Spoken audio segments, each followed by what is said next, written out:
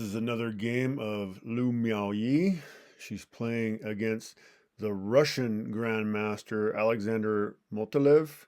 He's actually the national champion of Russia and also the European champion. And as far as I can tell, he is the highest rated player that Miaoyi has ever faced. 2682. Also a great rapid and blitz player. Again, Russia's national champion in 2001. So, Russia being super into chess, this guy is serious business. So, yeah, Alexander Motylev facing Lu Miaoyi. And let's go ahead and get right into the game. Lu Miaoyi goes ahead and plays pawn to d4. And the Grandmaster responds with pawn to d5. And so we have the queen's pawn's opening. This is his Shingoran variation as Lu Miaoyi plays pawn to c3. And this is already a bit of a rare opening as openings go. I mean, still many tens of thousands have played these moves, but kind of an odd start to this one in some ways. Now, the Grandmaster goes ahead and plays knight to f6, and Lu Miaoyi goes ahead and plays bishop to f4. Bishop to f4. Both players developing their pieces efficiently, getting them involved, attacking the center. Of course, all chess strategy revolves around trying to control these central squares, but you must also get your knights and bishops into the game efficiently. The Grandmaster, of course, goes ahead and plays the best move in the position, which is pawn to e6. And now Lu Miaoyi plays a bit of an odd move, but it's actually the best move in the position. So this is somewhat of a rare move. But the Grandmaster actually plays an excellent defense of this. He plays bishop. So Lu Miaoyi plays knight to b5, joining up with the bishop, attacking this c7 square, threatening a nasty fork of the king and the rook. And the Grandmaster goes ahead and plays an excellent move to defend this. He actually develops a piece to a great square, checking the king. And now when Lu Miaoyi blocks, so bishop to b5 check is played, Lu Miaoyi now plays pawn to c3 blocking, and the bishop then comes back, and we see the point of this move. The bishop comes back to help defend this c7 pawn. So bishop to a5 played by the Grandmaster, by the Russian national champion.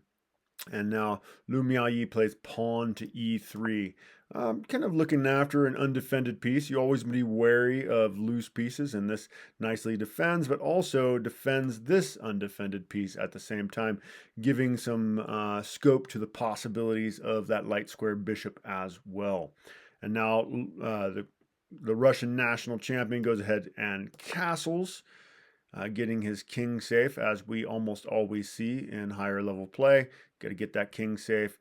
And now Lu Miaoyi takes this as an opportunity to go ahead and attack the king. She plays pawn to h4, ostensibly going after the castle position there. But also it seems like, well, I guess she could still castle to the queen side, but it's a little bit airy over there. Where is Lu Miaoyi planning on castling?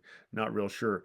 Now, the engine does recommend instead playing the standard knight to f3 here. Let's back up a second and take a look at that line. If knight f3 was played. So if Lu Miaoyi played knight to f3 instead, we would probably expect black to go ahead and play a6, and Lu Miaoyi would go ahead and have to bring her knight back to a3.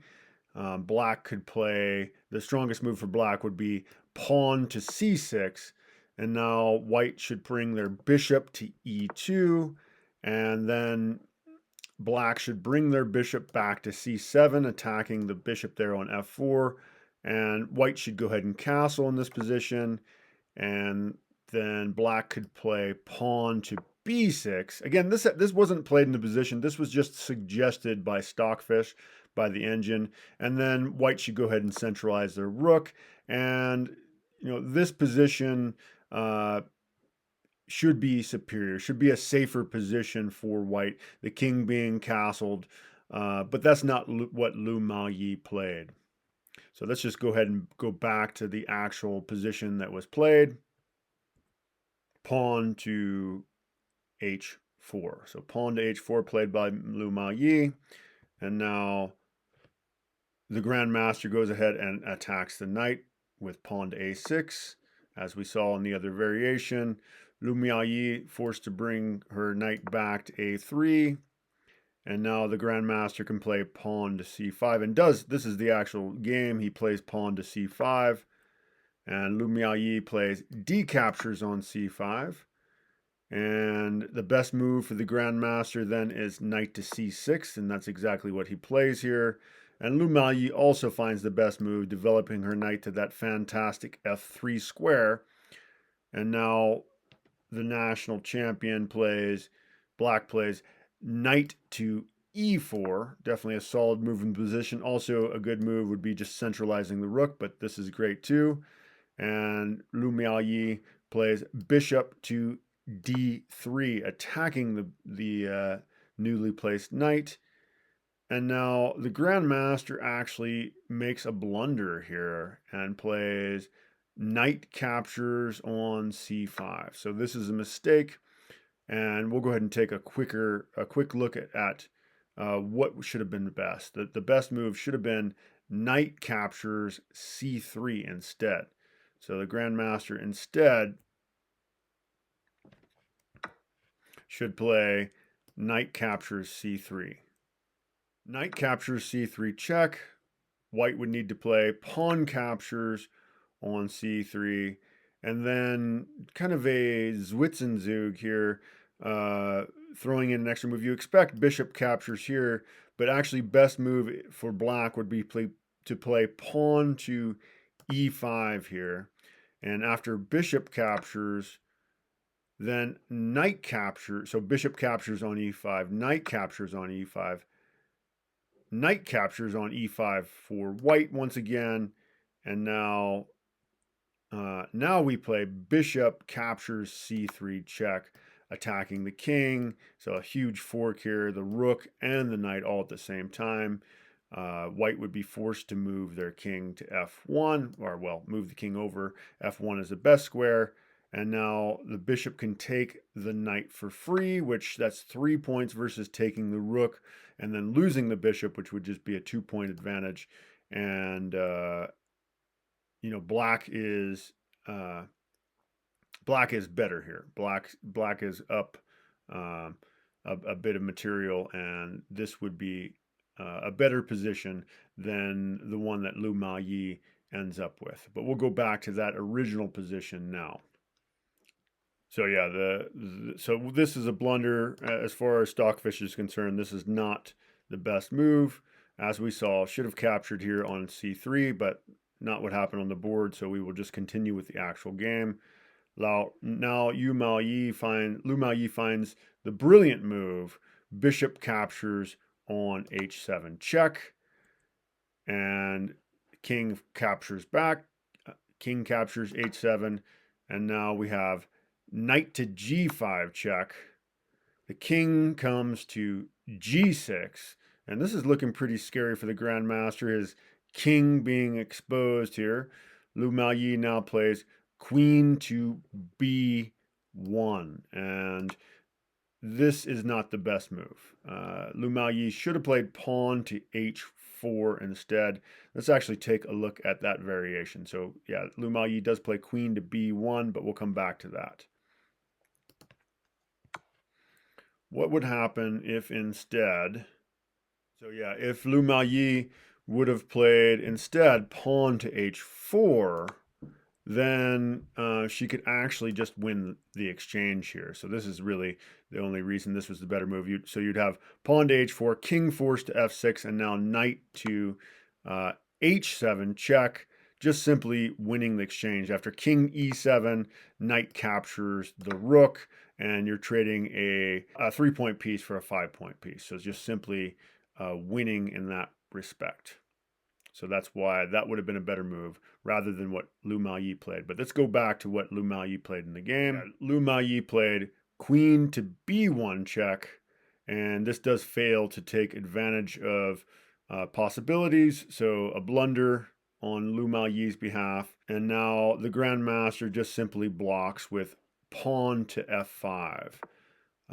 Taking the queen out of the situation. And now Lu Miaoyi does play pawn to h5 check. The king forced over to f6. And now Lu Miaoyi actually can play that same variation and does. She does play knight to, well, it's obviously a different variation now that the queen can't get into the position, but she does play knight to h7 check now. The Grandmaster moves his king to f7, and now Lu Miaoyi does in fact capture the rook. And the Grandmaster, so we have knight captures on f8, and then queen captures on f8. And now Lu Miaoyi advances her pawn. She plays pawn to h6. This is the best move in the position. The Grandmaster plays pawn to e5. This is also the best move in the position, attacking the bishop. And Lu Miaoyi just goes ahead and advances her pawn to h7. This is the best move in the position, saying, hey, you want to go ahead and take that? That's fine. I'll grab a queen and we can trade my extra queen off. Grandmaster, of course, needs to block, so he plays queen to h8. And now Lu Miaoyi needs to save her bishop. She plays bishop to g3 here, bishop to g3. Although it might have been a good idea to go ahead and play pawn to b4 here and just win the exchange, or excuse me, win the exchange. A nice fork, a nice pawn fork there, attacking their dark squared bishop. But that's not what she plays. She moves her bishop back, and we'll just continue with what happened on the board. Now, the Russian national champion plays knight to e4, a nice square for that knight, now attacking the bishop as well. So you can't chase him off or you'll lose your defender of the bishop. I mean, if you're thinking about playing something like pawn to f3. So now Lu Miaoyi moves her queen to d1. Definitely a good way to go, although it would have been as good to go maybe to d3, maybe better. And the Grandmaster finally develops his light squared bishop to e6. And Lu Miaoyi moves her knight back to c2. So knight to c2. And now the Russian national champion plays pawn to g6 here. Pawn to g6. And that is the best move in the position. And now we do see queen to d3 now, so maybe it would have been better to bring the queen to d3 in the first place. So Lu Miaoyi moves her queen to d3 now. And the Grandmaster then brings his queen to g7, looking probably to bring the rook over here to put more pressure on that pawn. And so Lu Miaoyi does castle to the queen side. And now we do see that rook coming over to h8, and just too little too late, unfortunately, for Lu Miaoyi to be able to get the other rook over there. So she instead plays knight to e1, and now the Grandmaster goes ahead and grabs the pawn on, or excuse me, the Grandmaster grabs the bishop on g3, knight captures g3, and Lu Miaoyi, forced to capture back, destroying her pawn structure now. These are unfortunate pawns. They like to be connected to each other. This was the best move she can play, considering the way the things went there. But now the Grandmaster plays pawn to e4, attacking Lu Miaoyi's queen. Of course, she's got to reposition. She finds a solid square for it back on d2. And now the Grandmaster plays bishop back to d8, bishop d8, and no hurry really taking the pawn, as it turns out right here, because they've got two attackers, or I say the Russian national champion has two attackers here, and there's really no way for Lu Miaoyi to get another defender. So now Lu Miaoyi is trying to improve her knight. She plays knight to c2, and the Grandmaster then brings his bishop to bear at f6. And Lu Miaoyi moves that knight once again, this time to d4. And the Grandmaster opts to go ahead and trade. because, well, actually, it's unfortunate the way she has to capture. She can't really capture with e-pawn. She really needs to capture back with, so the Grandmaster captures on d4. Lu Maoyi plays pawn captures, c captures on d4 because, yeah, the pawn structure would be too deadly if she would have captured the other direction. Grandmaster goes ahead and grabs that hopeful h7 pawn, almost to queen. So close, so close. And now Lu Maoyi gets her king to safety. So we had rook captures on h7, now king to b1. And now the Grandmaster moves his bishop back, his light squared bishop back to d7. And Lu Maoyi plays queen to a5, trying to get some sort of an attack going here. And the Grandmaster plays bishop to c6, kind of defending everything here, being like a super pawn, basically. Bishop to c7 played by the Grandmaster. And Lu Maoyi finds, she does play the best move here, just going ahead and attacking the king with queen to c7. And the Grandmaster pulls his bishop back to e7. And now Lu Maoyi actually finds the best move in the position here with pawn to g4, sacrificing what is a horrible pawn as far as its connectedness to its friends and family, for a much nicer pawn there on f5. And this is the best move in the position. The Grandmaster, he probably should have just captured back, although, I mean, his move is also just fine. He plays queen to h8. Queen to h8 rather than capturing. Again, just as good of a move. And now Lu Maoyi actually blunders here. She plays rook to f1. And so she should have actually just gone ahead and captured the rook on h7. Let's take a quick look at that variation. Yeah, so instead of the move that Lu Maoyi played, she should have played, according to Stockfish, rook captures on h7. So rook captures on h7, queen captures on h7. Now pawn captures on f5. Pawn captures back on f5 for black. And this position, according to Stockfish, would be better, would be preferable to the one that Lu Maoyi ends up facing on the board. And we will go back to that move now. So Lu Maoyi actually plays rook to f1, trying to maybe add pressure and pinning the king here. But the Grandmaster finds the strongest move in the position, just challenging the queen. He is up 1 point here.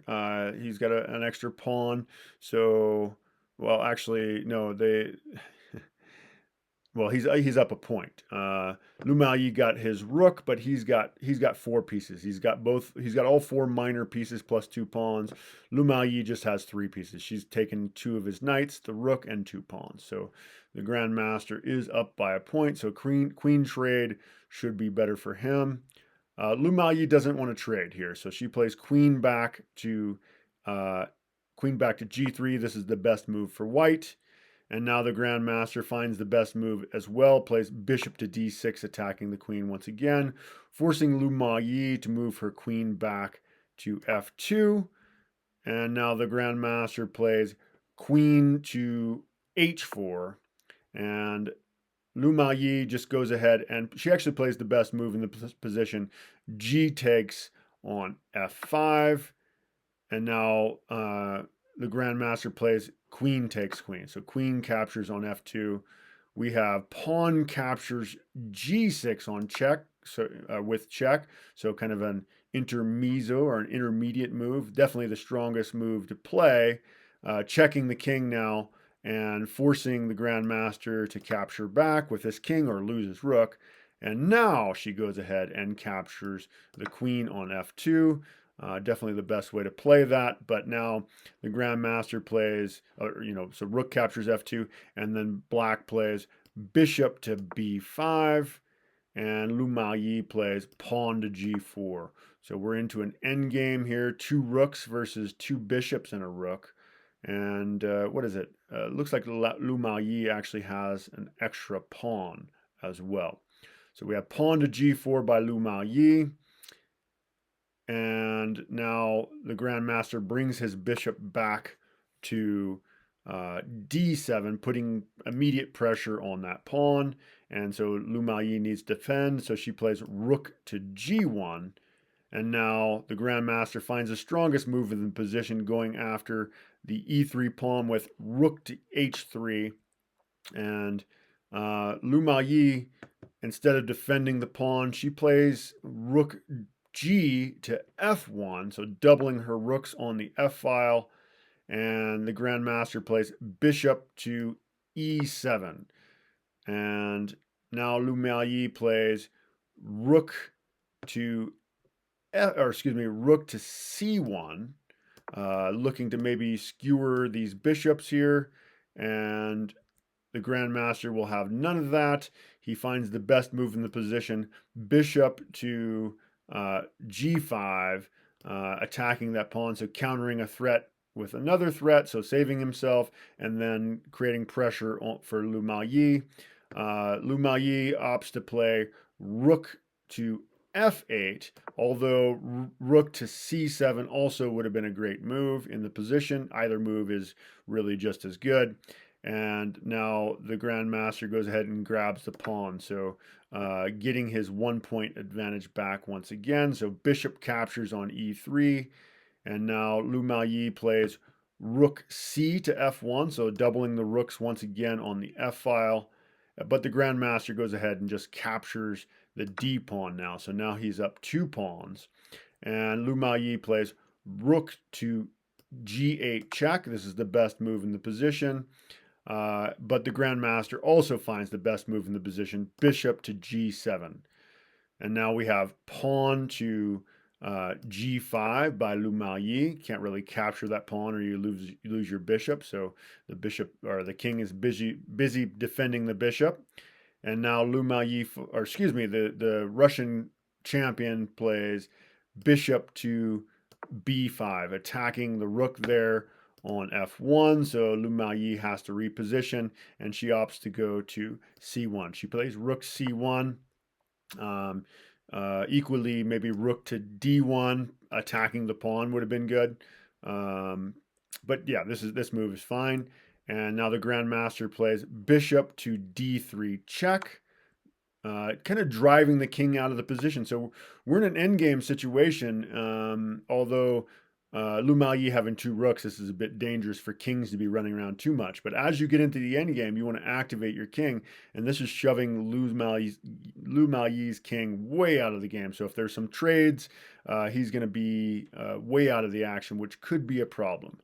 Now the Grandmaster plays rook to h2, clearly the best move in the position. This is at least announced by Stockfish. And now Lu Maoyi finds the best move for herself. She plays pawn to a4. And you can already see, perhaps you can tell that Lu Maoyi, her position is not great. The evaluation bar is saying that black is totally winning here. So anyway, the Grandmaster finds the strongest move in the position. Once again, he plays king to h7, attacking Lu Maoyi's rook. She finds the strongest move in the position, rook c to to c8, doubling her rooks on the 8th rank now, and the Grandmaster just goes ahead and pushes his pawn. And it is in this position on move 52 that Lu Maoyi actually resigns the game. So the Russian champion does beat Lu Maoyi. There's not a lot that can be done here. How is she going to stop these connected pass pawns? There's no clear,